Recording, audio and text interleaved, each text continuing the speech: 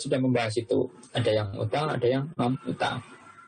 Nah, sekarang kita fokusnya ke pembiayaan utang. Nah, kalau pembiayaan utang berarti ada apa? Terdiri dari apa saja? Nah, ini tadi dari kemarin saya sudah mencoba untuk menekankan kepada kalian bahwa konsep dari utang seperti ini. Ada yang bentuknya pinjaman, kemudian ada yang surat berharga. Nah, sekarang kita fokus ke utang berupa pinjaman. Yang surat berharga ini nanti kita ini kan dulu lah ya, kita kesampingkan dulu, kita nomor 2-kan dulu. Nah, sekarang kita akan membahas mengenai pinjaman. Nah, pinjaman ini ada yang dari dalam negeri, ada juga yang dari luar negeri, kan begitu. Mayoritas sekarang pinjaman pemerintah itu merupakan pinjaman yang berasal dari luar negeri. Kalau menurut aturan, menurut regulasi yang ada di PP 10 2011 yang namanya pinjaman itu berarti adalah penerimaan yang harus dibayar kembali, kan begitu ya. Beda dengan kalau misalkan hibah gitu ya. Kalau hibah itu berarti penerimaan yang tidak harus dibayar kembali. Namanya pinjaman berarti penerimaan pembiayaan yang nanti akan dibayar kembali oleh pemerintah, kan begitu. Itu terminologi pinjaman ya. Ini adalah pembagian utang, klasifikasi utang secara umum dulu. Ada utang bentuknya pinjaman, ada SPN itu ya. Nah, SPN itu ada SUN, SPSN, pinjaman ada dalam negeri, ada luar negeri. Sampai sini udah oke lah, saya anggap udah oke. Nah, kemudian dalam melakukan pinjaman, pemerintah ini juga perlu memperhatikan prinsip-prinsipnya. Ini bisa kalian lihat, kalian pelajari di PP 10 tahun 2011 mengenai tata cara pengadaan pinjaman dan hibah luar negeri gitu ya. Di PP 10 tahun 2011. Nah, apa saja prinsip-prinsip pengadaan pinjaman? Tentu ya itulah seperti secara umum yang diatur dalam prinsip pengelolaan utang. Pasti ada transparansi, ada akuntabilitas, kemudian ada prudent gitu ya, kehati-hatian dan sebagainya gitu. Nah, satu lagi yang penting adalah apa? Adalah efektif dan efisien gitu ya. Karena mayoritas pinjaman ini adalah utang yang terkait langsung dengan proyek atau earmark langsung ke proyek gitu ya. Jadi pinjaman ini adalah salah satu bentuk utang yang istilahnya itu melekat gitu ya. Istilahnya adalah melekat dengan suatu proyek gitu. Jadi ketika kita berbicara mengenai pinjaman ini, maka terutama pinjaman kegiatan, maka ini adalah suatu yang digunakan untuk apa? Untuk membiayai pelaksanaan kegiatan atau pelaksanaan proyek tertentu gitu. Jadi ini memang peruntukannya itu jelas gitu. Pemanfaatan utangnya itu jelas gitu. Kalau dibandingkan dengan SBN gitu ya, SBN baik itu SUN maupun SBSN gitu, itu kan sifatnya apa? Sifatnya adalah general financing gitu. General financing itu maksudnya apa? Maksudnya ketika pemerintah menarik utang itu, menerbitkan SBN, ya duitnya itu langsung masuk ke kas negara. Nah, nanti pemanfaatannya ya digunakan untuk apa-apa saja kebutuhan yang terkait dengan APBN gitu. Jadi dia itu tidak langsung terkait dengan suatu kegiatan, suatu proyek tertentu. Kalau untuk yang SBN, kecuali yang SBN berbasis proyek ya, ada yang namanya project based sukuk, itu juga hampir mirip dengan pinjaman ini. Jadi dia di luar dari general financing itu. Nah, inilah yang mendasari kenapa kok prinsip pengadaan pinjaman ini harus efektif dan efisien. Karena apa? Karena pinjaman ini sebagian besar digunakan untuk membiayai proyek secara langsung. Sehingga ketika kita membiayai suatu kegiatan, suatu proyek yang dananya itu berasal dari utang, tentu apa? Tentu kita harus punya kewajiban untuk apa? Untuk mempertanggungjawabkan bahwa proyek yang berlangsung, proyek yang berjalan itu bisa efektif, bisa menggunakan biaya yang seminimal mungkin, kan gitu. Bebannya karena apa? Karena ya orang biayanya aja, dananya aja dari utang, masa iya kita mau leha-leha kan begitu untuk dalam mengelola proyek itu. Itulah makanya salah satu prinsip pengadaan pinjaman ini harus efektif dan efisien. Karena apa? Karena pinjaman ini earmark langsung kepada proyek atau kegiatan atau program tertentu gitu ya. Sehingga apa? Sehingga dalam pelaksanaan proyek, pelaksanaan kegiatan itu harus benar-benar dijamin bahwa kegiatan yang dilakukan itu bisa meminimalkan biaya, bisa mengurangi mengurangi beban yang ditanggung oleh pemerintah gitu ya, sehingga apa? Sehingga tujuan untuk menghasilkan proyek itu bisa tercapai melalui pinjaman ini gitu ya. Itulah pentingnya kenapa kok ada prinsip efektif dan efisien gitu. Nah, kalau bedanya tadi dengan yang SBN, karena SBN sifatnya general financing, jadi begitu uangnya masuk ke kas negara ya itu bisa digunakan untuk macam-macam, untuk membiayai belanja yang dari APBN kan gitu, bisa larinya ke nanti uang dari SBN itu, penerbitan SBN bisa nanti larinya ke transfer ke daerah, itu bisa nanti larinya ke untuk proyek juga bisa, nanti larinya kemana macam-macam, tapi susah untuk mengidentifikasi yang dari SBN itu gitu loh ininya, apa namanya pemanfaatan utangnya untuk yang seperti apa itu susah itu untuk identifikasi karena sifatnya tadi nature dari SBN itu sifatnya adalah general financing, beda dengan pinjaman yang spesifik atau earmark langsung kepada proyek atau kegiatan tertentu, sehingga prinsipnya juga harus efektif dan efisien dalam pengadaan pinjaman gitu ya. Kemudian nah ini hati-hati ya, ini kan sama dengan prinsip utang secara umum ya, transparan, akuntabel, hati-hati kan gitu. Nah kemudian juga tanpa muatan politis. Nah ini penting juga, tidak mengganggu stabilitas keamanan negara. Jadi satu rangkaian ini nggak ada muatan politis, nggak ada gangguan stabilitas keamanan. Ini penting karena apa? Terkait dengan kedaulatan negara secara umum gitu ya. Jangan sampai ketika nanti kita melakukan pinjaman atau mendapatkan pinjaman dari negara lain, dari lembaga lain, itu akan mengganggu atau ada intervensi terhadap terutama stabilitas keamanan negara. Itu yang sangat diantisipasi atau sangat dihindari oleh undang-undang gitu ya. Jangan sampai nanti ketika kita menggunakan instrumen utang berupa pinjaman ini, nanti itu akan berpengaruh terhadap sisi politis, terhadap sisi stabilitas. Kalau tanpa muatan politis ini mungkin sulit untuk menghindarinya ya. Karena apa? Karena terkait di awal tuh dulu kan kita sudah pernah membahas mengenai motif utang ya kan.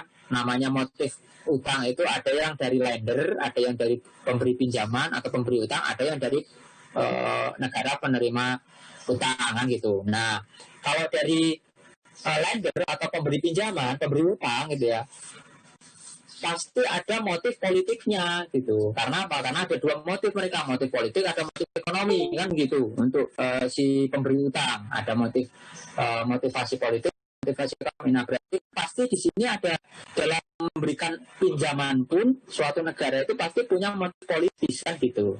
Nah, kalau yang ini mungkin memang sulit untuk kita bisa menghindari. Tapi bagaimana caranya supaya kita bisa meminimalkan motif politis tersebut yang nanti akan berefek pada ini gangguan stabilitas keamanan negara ini. Ini yang harus kita benar-benar kita perhatikan gitu ya. Tapi kalau motif politis kan bisa saja macam-macam ininya bentuknya. Namanya politis itu kan bisa karena membangun hubungan baik dengan negara lain kan begitu, ada karena memang ingin mendapatkan dukungan dan sebagainya gitu, yang sebenarnya itu adalah efek atau pengaruh tidak langsung dari adanya pinjaman ini sebenarnya gitu ya. Itu adalah tujuan dari negara pemberinya supaya negara penerima itu bisa mendukung atau memberikan menjalin hubungan yang baik dengan negara pemberi utang tersebut. Kalau itu kan motif politis ini sebenarnya masih 50-50 lah, masih mengambang. Ada yang politis dalam sisi bagus, ada juga mungkin yang dalam sisi negatif juga, itu yang harus kita waspadai. Jadi gitu. Nah, itu prinsip-prinsipnya. Nah, kalau tujuannya ya tentu tujuan utang kan pasti untuk membiayai kebutuhan defisit, memenuhi defisit kan ya. Kemudian mendukung strategi pembiayaan Terus ada juga pinjaman yang diteruskan ke Pemda. Nah ini biasanya adalah Pemda yang ingin membangun fasilitas, kemudian terkendala dengan regulasi atau undang-undang. Kalau Undang-Undang 17 di Undang-Undang Keuangan Negara gitu ya, kalian akan mendapatkan bahwa apa? Bahwa yang berhak untuk menjalin hubungan keuangan dengan dunia internasional itu hanya pemerintah pusat. Pemerintah daerah itu nggak boleh melakukan hubungan perjanjian keuangan dengan negara lain, artinya dengan pihak asing. Itu Pemda nggak boleh. Itu di undang-undang ditetapkan seperti itu. Sehingga apa? Sehingga ketika ada proyek di suatu daerah butuh proyek tertentu pembangunan fasilitas umum misalnya, yang mana itu mungkin bisa diberikan melalui pinjaman dari pemerintah negara asing atau lembaga asing, ya berarti Pemda itu harus minta izin, BUMN itu harus minta izin kepada apa? Kepada pemerintah itu ya. Artinya supaya pemerintah yang yang memfasilitasi proyek atau pinjaman dari luar kepada Pemda ini gitu. Nah itulah sehingga nanti ada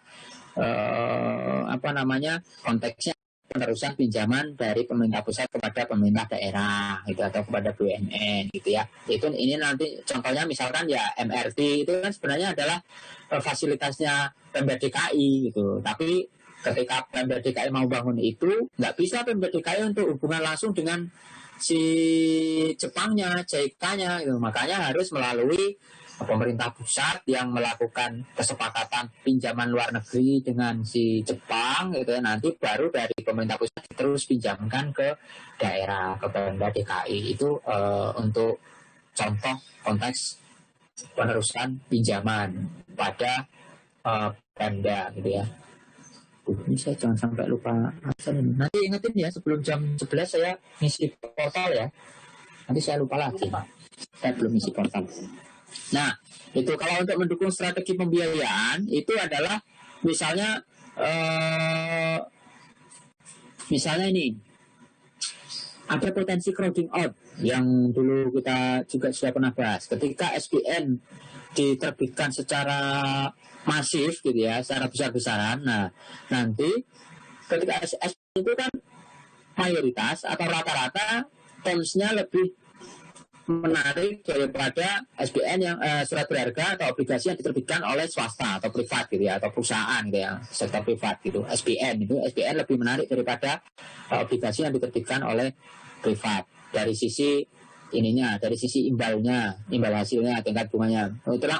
Terus selain itu ada dari sisi risikonya pasti lebih rendah gitu SBN itu daripada obligasi konvensional dari perusahaan gitu ya.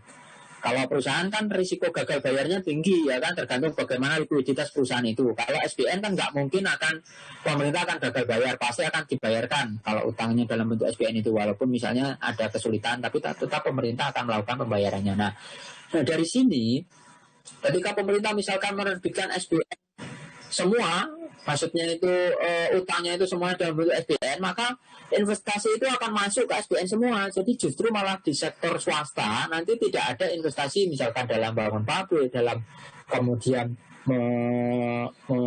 berproduksi, perusahaan nggak mau produksi, nggak mau apa segala macam, mereka lebih baik investasi di SBN aja, tinggal beli SBN-nya pemerintah, dapat pembayaran di setiap periode jatuh tempo, mereka untung gitu, nggak perlu harus berusaha memproduksi, gaji karyawan, kemudian melakukan distribusi, menjual, bangun pabrik baru dan sebagainya. Itu kan investasi mereka lebih tinggi gitu. Nah, untuk mengantisipasi itu maka ada pinjaman ini, sehingga apa? Sehingga tidak semua utang pemerintah itu berasal dari SBN, tapi ada instrumen juga yang berupa pinjaman. Kenapa? Untuk menyeimbangkan kondisi ekonomi secara makro agar tidak terjadi misalkan crowding out effect, di mana justru malah utang pemerintah itu akan mengurangi investasi di dalam negeri. Karena apa? Karena semua investasi yang seharusnya digunakan untuk mendorong perekonomian itu malah masuk ke utang semua gitu. Jadi malah para pengusaha, para investor itu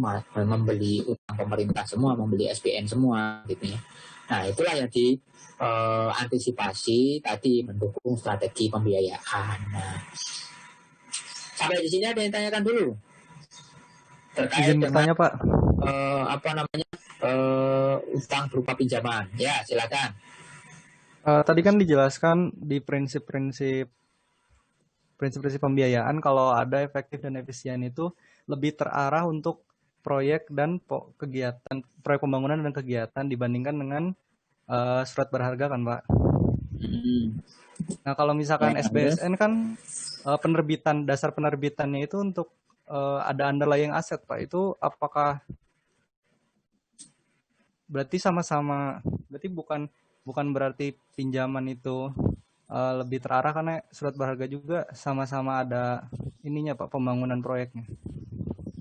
iya, maksudnya pemanfaatan. Kalau terkait dengan kalau terkait dengan underlying aset dan sebagainya di SBSN itu kan sebenarnya adalah apa namanya? Itu adalah persyaratan untuk penerbitan SBSN-nya itu gitu ya.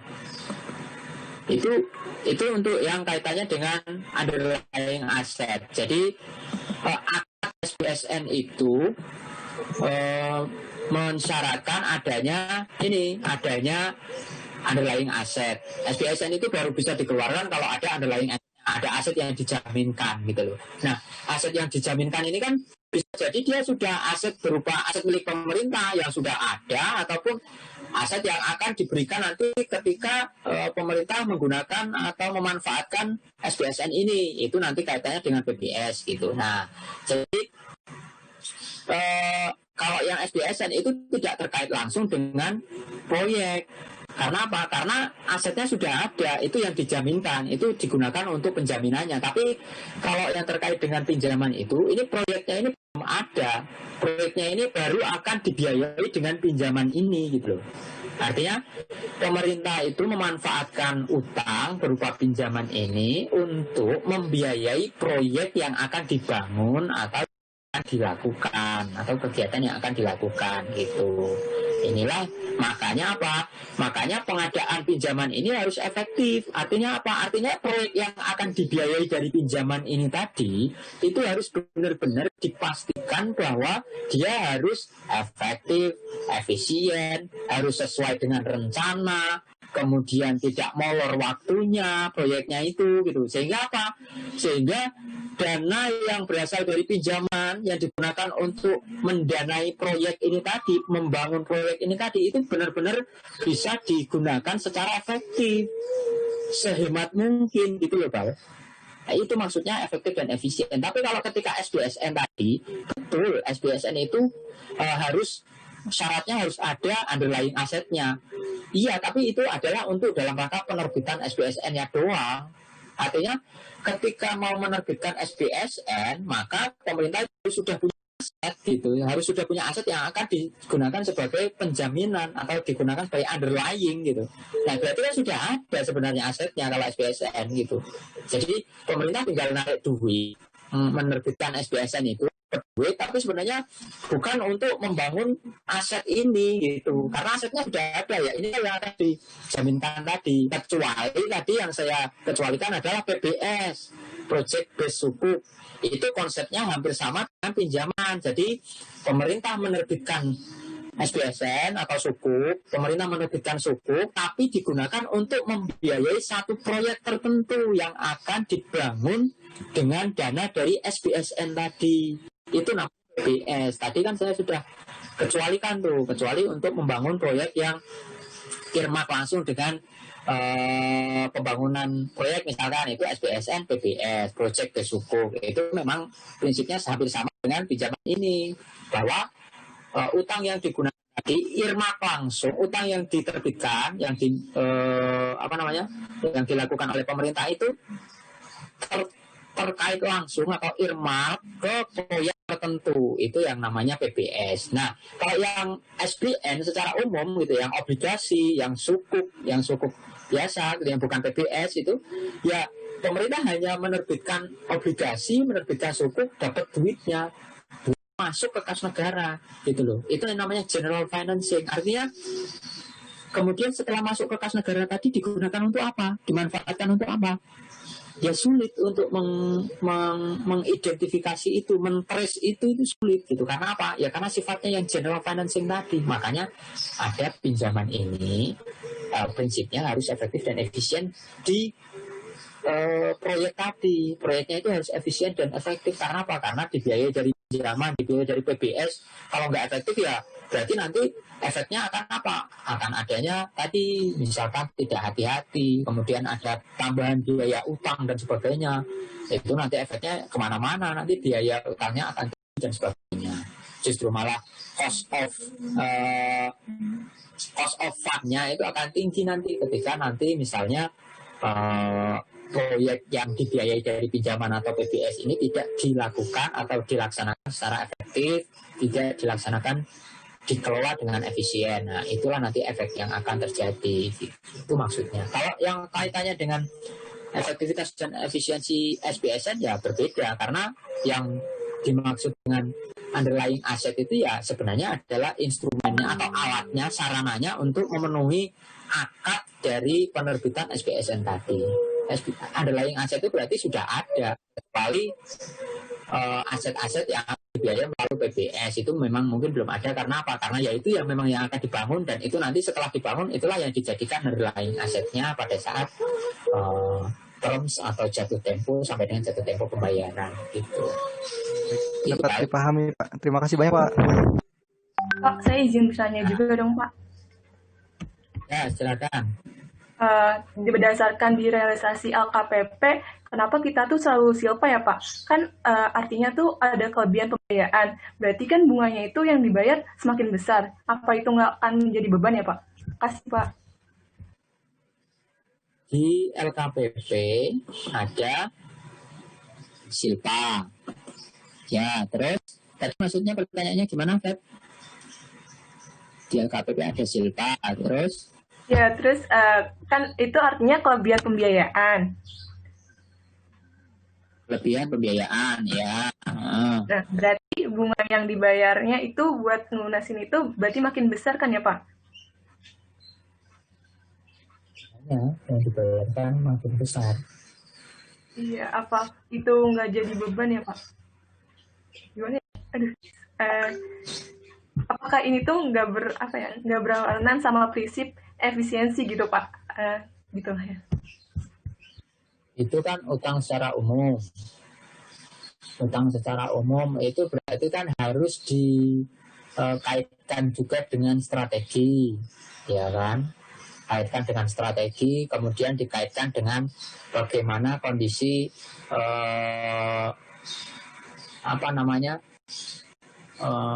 neraca pemerintah gitu ya, walaupun pemerintah itu sebenarnya kan nggak punya neraca gitu ya, maksudnya neraca secara umum gitu. Nah itu kaitannya adalah bagaimana untuk menjaga atau menstabilkan kondisi cadangan devisa kita gitu. Kalau terkait dengan bagaimana apakah itu nanti akan menambah biaya utangnya, kan sebenarnya ada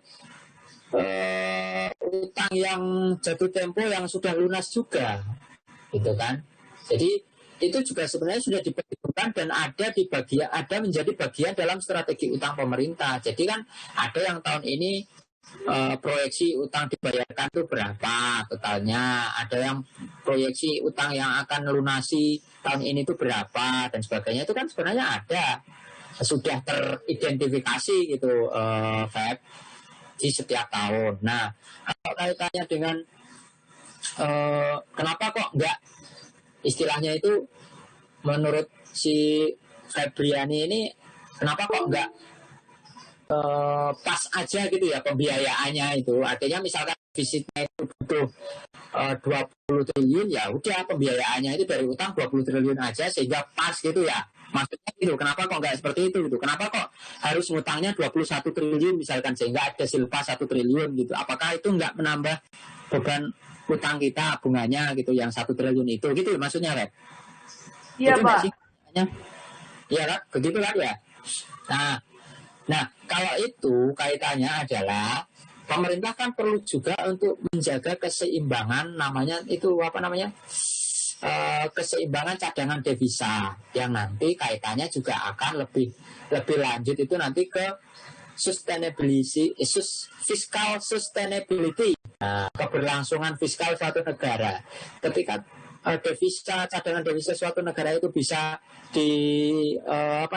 dikelola gitu ya, cadangan devisanya masih cukup dan sebagainya, maka keberlangsungan fiskal suatu negara akan lebih terjaga. Nah, silpa itu kan salah satunya apa? Salah satu fungsinya untuk apa? Sebagai cadangan kan, dana cadangan kan sebenarnya silpa itu yang digunakan sebagai dana cadangan pemerintah kan.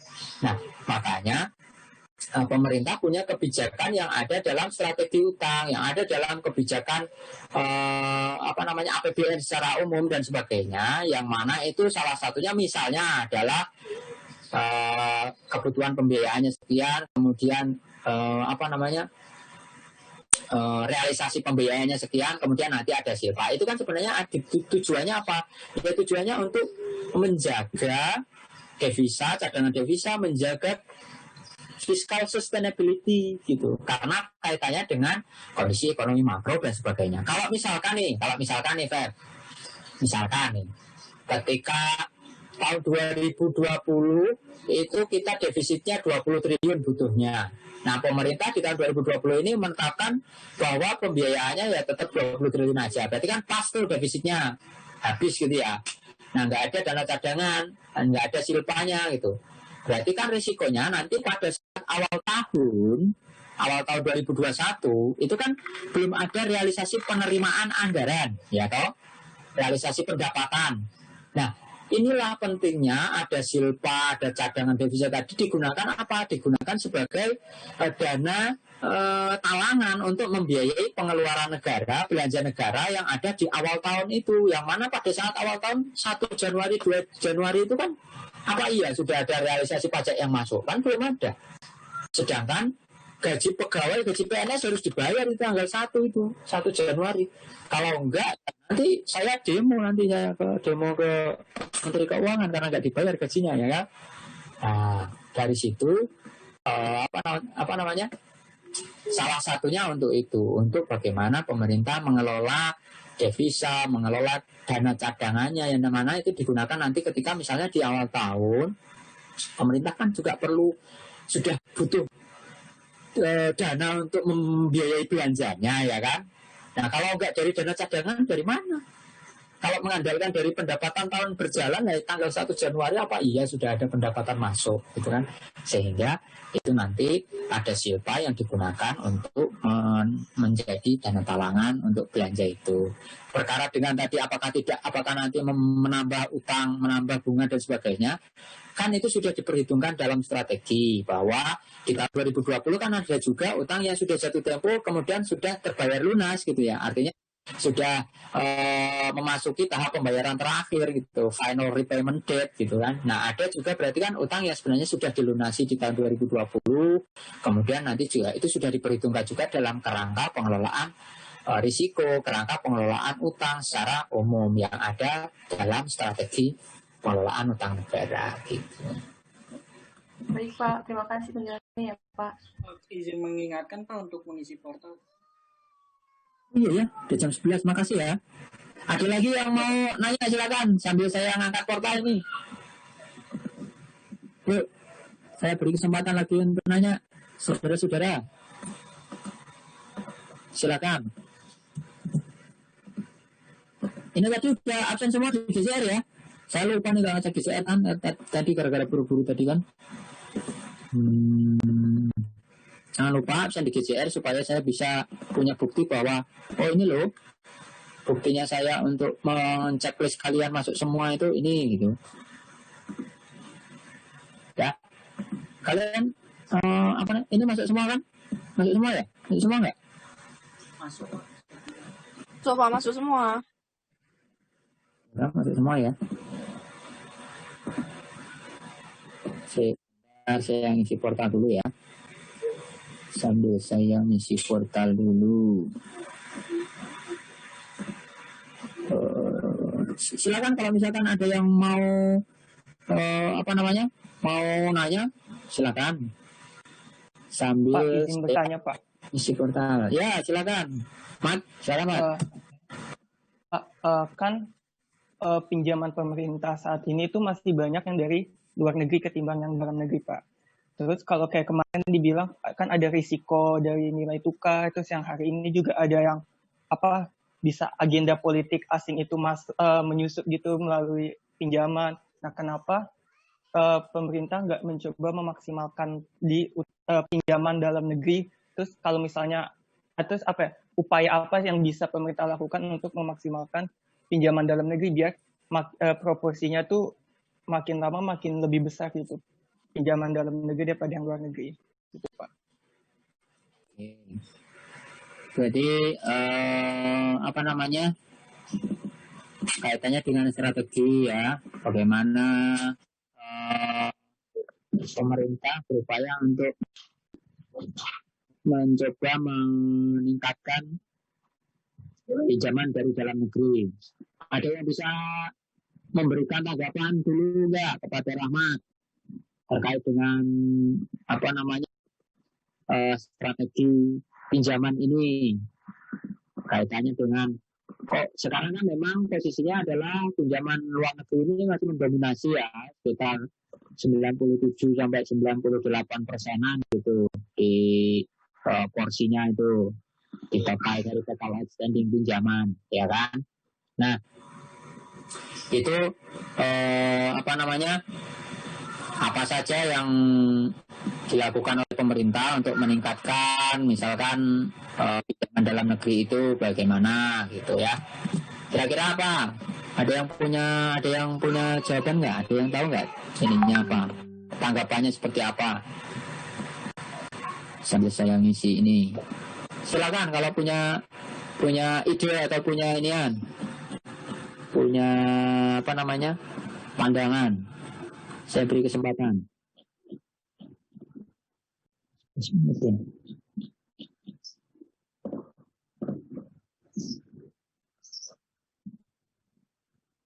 Ada? Nggak ada. Tang, Bintang, kamu diam aja, Tang. Coba Tang, kamu ngomong, Tang. Gimana ya Pak? Kenapa tadi pertanyaannya gimana? Pinjaman dalam negeri belum optimal gitu ya? Kayak ya. Lebih gede. Ya, kira-kira itu kayaknya tadi yang ditanyakan Rahmat. Simpan. Nah, gimana Tang?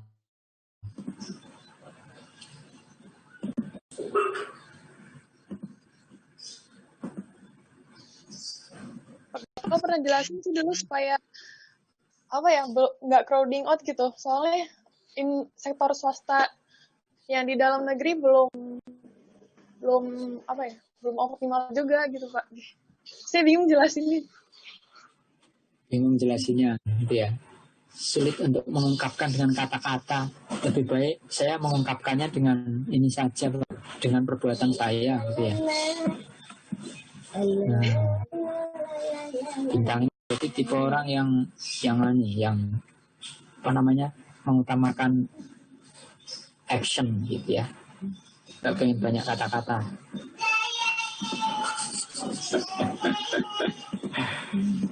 Oke.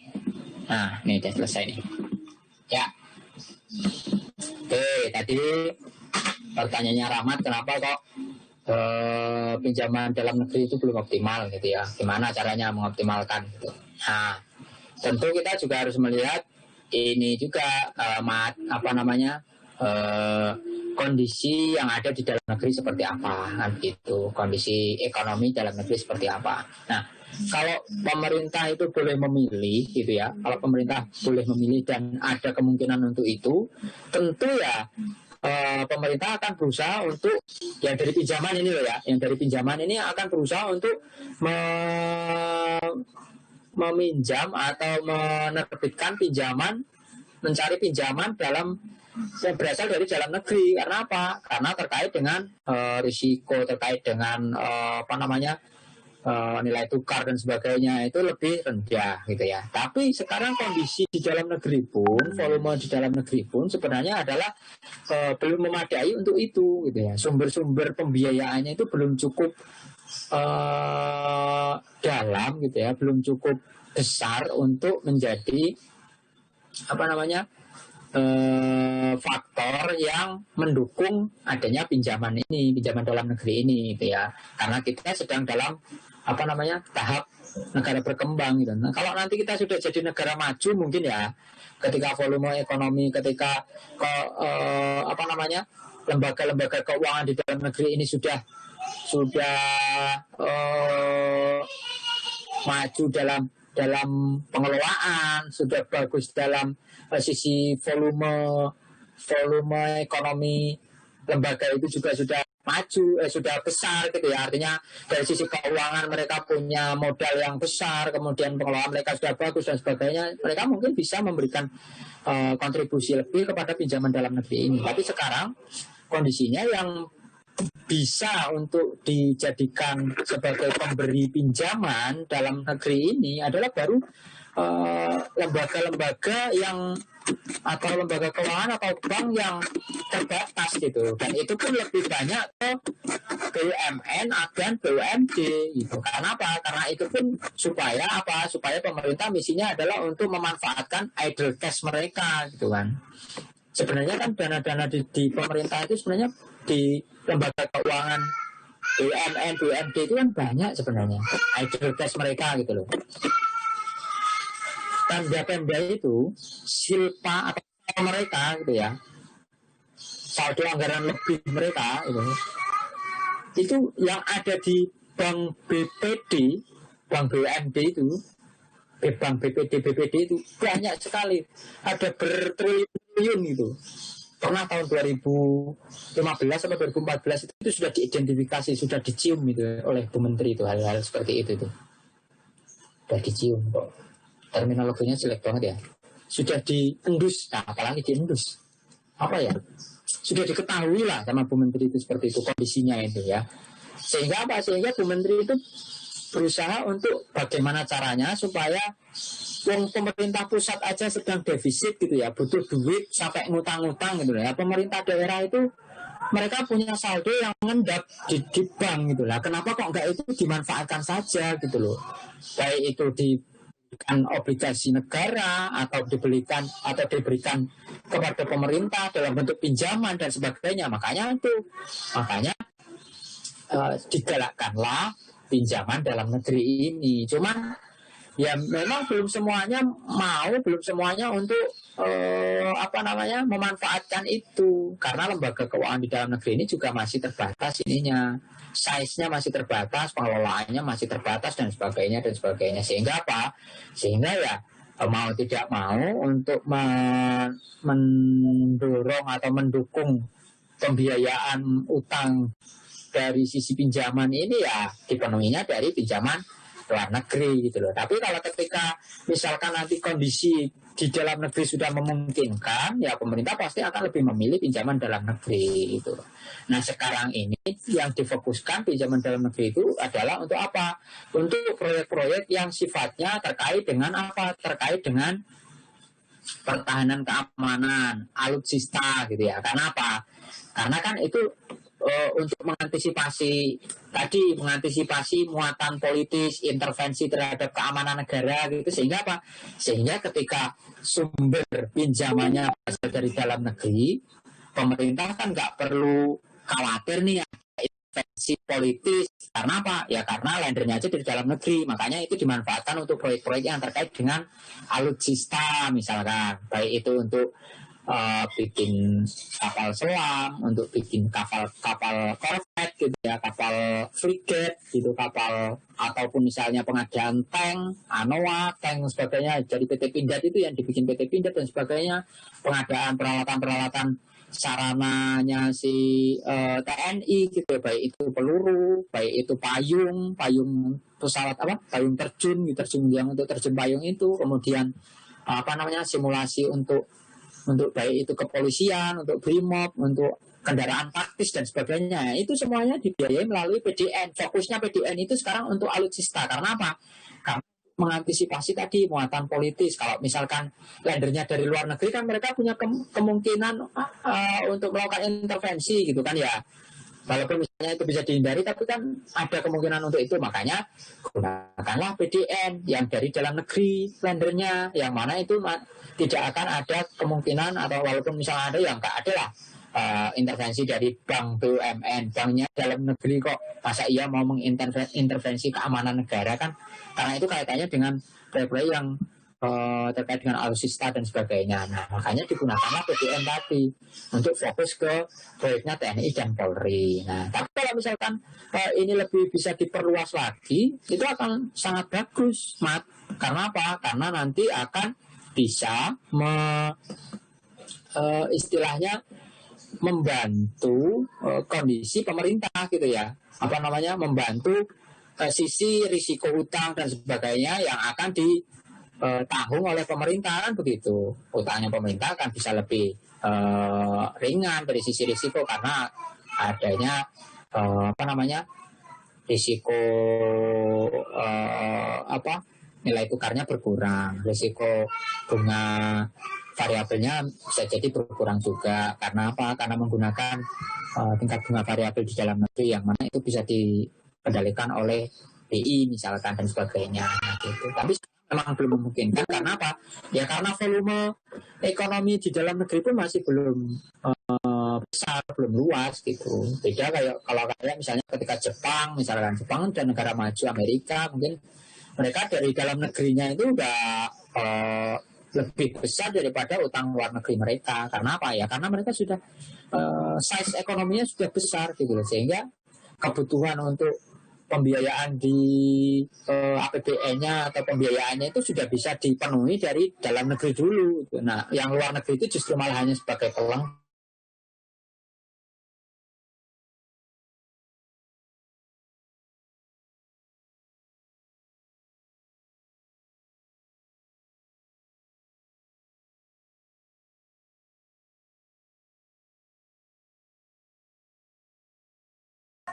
Baik Pak, makasih.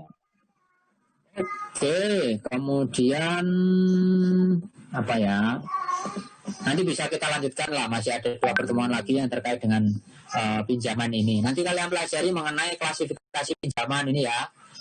Nanti klasifikasi pinjaman itu ada yang berupa pinjamannya itu berbentuk tunai, nanti juga ada yang pinjamannya tadi terkait langsung dengan kegiatan gitu ya. Artinya ketika pinjamannya ini tunai berarti pemerintah itu mendapatkan pinjamannya itu tunai, kemudian digunakan untuk apa? Untuk program tertentu, untuk program membiayai program tertentu gitu ya. Itu biasanya digunakan untuk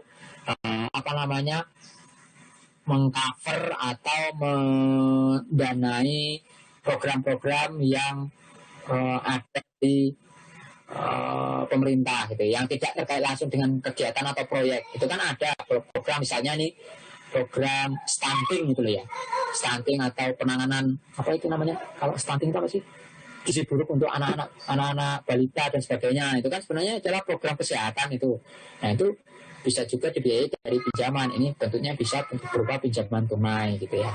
Nah itu pinjaman program contohnya. Nah kalau pinjaman siaga ini ya bisa tadi misalkan awal tahun gitu kan, misalkan di awal tahun itu kan ada kebutuhan untuk belanja di awal tahun anggaran, di mana kita belum mendapatkan realisasi pendapatan belum ada. Atau misalnya ketika di tahun berjalan seperti ini ternyata tiba-tiba ada kondisi yang tidak memungkinkan sehingga pemerintah harus melakukan tambahan utang. Misalnya ini kan ada corona gitu, misalkan ada pandemi, ini pemerintah harus menambah utangnya gitu kan, nambah outstandingnya. Nah ini ada namanya pinjaman siaga. Pinjaman siaga ini sebenarnya standby loan namanya. Itu setiap tahun itu pemerintah sudah punya komitmen yang mana dia bisa digunakan atau diaktifkan klausulnya di setiap saat ketika pemerintah membutuhkan dana. Nah, biasanya ini dituangkan dalam kerangka namanya pinjaman siaga ini. Ini namanya pinjaman tunai. Jadi ketika sewaktu-waktu pemerintah butuh dana gitu ya, kondisi kas jangka pendeknya sedang kurang, maka pemerintah bisa mencairkan pinjaman siaga ini untuk memenuhi kebutuhan kas jangka pendek. Biasanya gitu. Kalau pinjaman kegiatan ini jelas dia kaitannya earmark langsung dengan untuk membiayai kegiatan tertentu atau proyek tertentu gitu ya.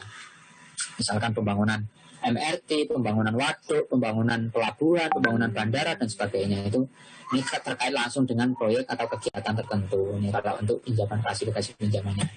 Nah, kemudian kalau terkait dengan sumber berarti ini nanti dari pemberi pinjamannya, ada yang dari lembaga internasional tertentu gitu ya, kemudian ada dari negara lain yang sifatnya bilateral gitu, kemudian ada juga bentuknya kredit ekspor gitu ya, kemudian ada juga yang pinjamannya komersial.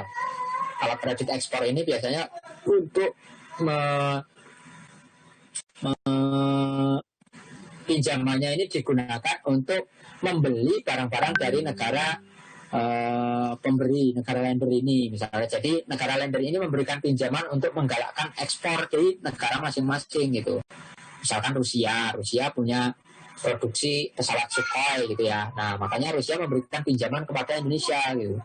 Nah, pinjamannya ini nanti berupa fasilitas kredit ekspor di mana pemerintah Indonesia nanti akan membeli Sukhoi dari Rusia ini, sehingga Rusia memberikan pinjaman kepada Indonesia, tapi dia juga sekaligus bisa meningkatkan ekspornya dia, sehingga dia bisa melakukan penjualan terhadap barang-barang atau komoditas yang ada di dalam negeri sana untuk kemudian dijual kepada negara penerima pinjamannya. Itu namanya fasilitas kredit ekspor untuk menggalakkan ekspor di negara lender gitu ya.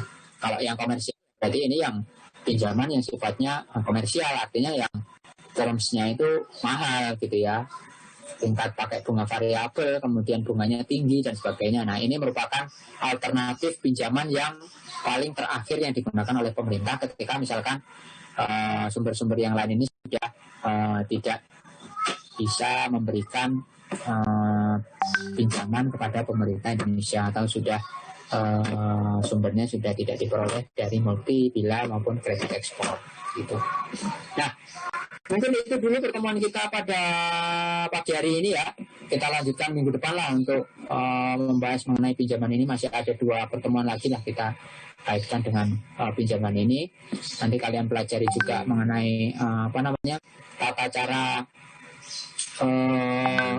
perencanaan pinjaman gitu ya, mulai dari bagaimana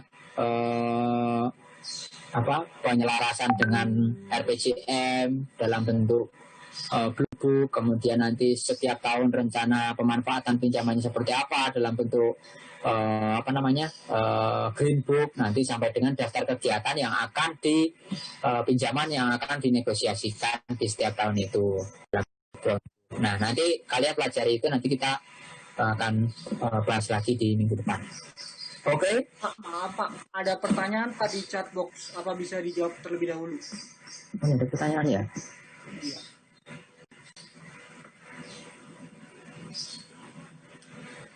Apakah juga kita alutsista bisa berbiaya pinjaman dalam negeri nantinya dibiayai melalui pinjaman luar negeri? Iya, bisa seperti itu. Tapi bisa juga nanti menggunakan, kalau ini memang alutsistanya yang terkait dengan rahasia negara gitu ya, artinya terkait dengan sifatnya itu konfidensial, sifatnya rahasia dan sebagainya, itu kan tentu harus diperhatikan juga, jadi dipertimbangkan juga. Maka pemerintah bisa menggunakan bukan melalui pinjaman, tapi bisa melalui rupiah murni kan begitu pengadaan ininya, alutsistanya.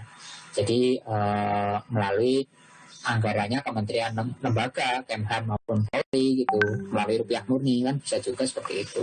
Tapi bisa juga ketika misalkan dia tidak terkait dengan terkait dengan yang sifatnya itu rahasia, konfidensial dan sebagainya, itu bisa juga menggunakan pinjaman luar negeri, karena ini kan sebenarnya adalah salah satu contohnya ya seperti tadi Sukhoi tadi, itu kan sebenarnya juga dari pinjaman luar negeri, bentuknya fasilitas kredit ekspor tadi kan. Nah itu kan sebenarnya ada alutsista juga Sukhoi itu. Sehingga apa? Sehingga itu akan bisa menambah